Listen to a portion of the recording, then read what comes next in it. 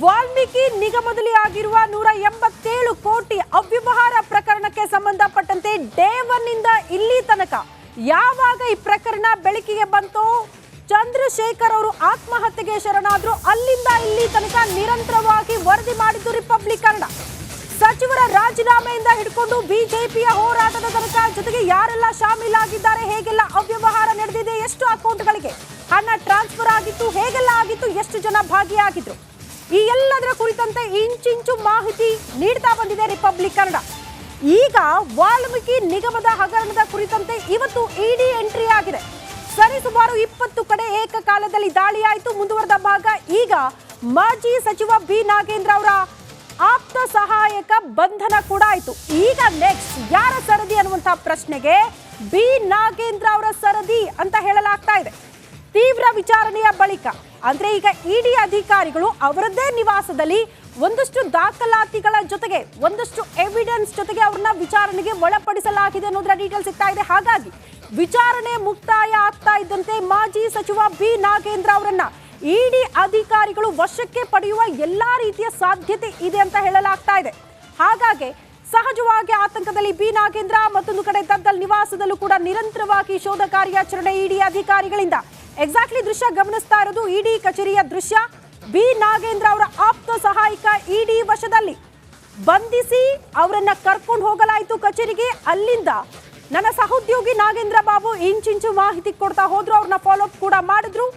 But ಆರಂಭಿಕ ಹಂತದಲ್ಲಿ ಸಾಕಷ್ಟು ಅನುಮಾನಗಳಿತ್ತು. ಯಾರವರು, ಯಾರ ಬಂಧನ ಆಗಿರಬಹುದು, ಬಿ ನಾಗೇಂದ್ರ ಅವರ ನಿವಾಸದಿಂದಲೇ ಅವರ ಆಪ್ತ ಸಹಾಯಕನನ್ನ ಕರ್ಕೊಂಡು ಹೋದ ಬಳಿಕ ಸಾಕಷ್ಟು ಬೆಳವಣಿಗೆಗಳು ಕೂಡ ಅವರ ನಿವಾಸದಲ್ಲಿ ಆಗ್ತಾ ಇದೆ ಅನ್ನೋದ್ರ ಡೀಟೇಲ್ಸ್ ಸದ್ಯ ಸಿಗ್ತಾ ಇದೆ. ಒಂದು ಕಡೆ ಅವರ ಆಪ್ತ ಸಹಾಯಕನ ಬಂಧನ ಆಗ್ತಾ ಇದ್ದಂತೆ ವಾಲ್ಮೀಕಿ ನಿಗಮದಲ್ಲಿ ಆಗಿರುವ 187 ಕೋಟಿ ಅವ್ಯವಹಾರ ಪ್ರಕರಣಕ್ಕೆ ಸಂಬಂಧಪಟ್ಟಂತೆ ಡೇ 1 ಇಂದ ಇಲ್ಲಿ ತನಕ ಯಾವಾಗ ಈ ಪ್ರಕರಣ ಬೆಳಕಿಗೆ ಬಂತೋ ಚಂದ್ರಶೇಖರ್ ಅವರು ಆತ್ಮಹತ್ಯೆಗೆ ಶರಣಾದ್ರು ಅಲ್ಲಿಂದ ಇಲ್ಲಿ ತನಕ ನಿರಂತರವಾಗಿ ವರದಿ ಮಾಡಿದ್ದು ರಿಪಬ್ಲಿಕ್ ಕನ್ನಡ. ಸಚಿವರ ರಾಜೀನಾಮೆಯಿಂದ ಹಿಡ್ಕೊಂಡು ಬಿಜೆಪಿಯ ಹೋರಾಟದ ತನಕ ಜೊತೆಗೆ ಯಾರೆಲ್ಲ ಶಾಮೀಲಾಗಿದ್ದಾರೆ, ಹೇಗೆಲ್ಲ ಅವ್ಯವಹಾರ ನಡೆದಿದೆ, ಎಷ್ಟು ಅಕೌಂಟ್ಗಳಿಗೆ ಹಣ ಟ್ರಾನ್ಸ್ಫರ್ ಆಗಿತ್ತು, ಹೇಗೆಲ್ಲ ಆಗಿತ್ತು, ಎಷ್ಟು ಜನ ಭಾಗಿಯಾಗಿದ್ರು, ಈ ಎಲ್ಲದರ ಕುರಿತಂತೆ ಇಂಚಿಂಚು ಮಾಹಿತಿ ನೀಡ್ತಾ ಬಂದಿದೆ ರಿಪಬ್ಲಿಕ್ ಕನ್ನಡ. ಈಗ ವಾಲ್ಮೀಕಿ ನಿಗಮದ ಹಗರಣದ ಕುರಿತಂತೆ ಇವತ್ತು ಇಡಿ ಎಂಟ್ರಿ ಆಗಿದೆ. ಸರಿಸುಮಾರು 20 ಕಡೆ ಏಕಕಾಲದಲ್ಲಿ ದಾಳಿಯಾಯಿತು. ಮುಂದುವರೆದ ಭಾಗ ಈಗ ಮಾಜಿ ಸಚಿವ ಬಿ ನಾಗೇಂದ್ರ ಅವರ ಆಪ್ತ ಸಹಾಯಕ ಬಂಧನ ಕೂಡ ಆಯಿತು. ಈಗ ನೆಕ್ಸ್ಟ್ ಯಾರ ಸರದಿ ಅನ್ನುವಂತಹ ಪ್ರಶ್ನೆಗೆ ಬಿ ನಾಗೇಂದ್ರ ಅವರ ಸರದಿ ಅಂತ ಹೇಳಲಾಗ್ತಾ ಇದೆ.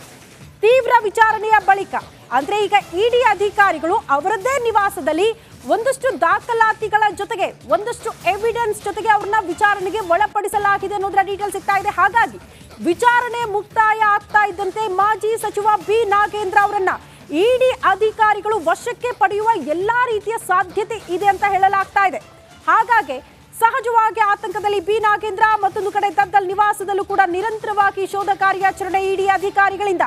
ಎಕ್ಸಾಕ್ಟ್ಲಿ ದೃಶ್ಯ ಗಮನಿಸ್ತಾ ಇರೋದು ಇಡಿ ಕಚೇರಿಯ ದೃಶ್ಯ.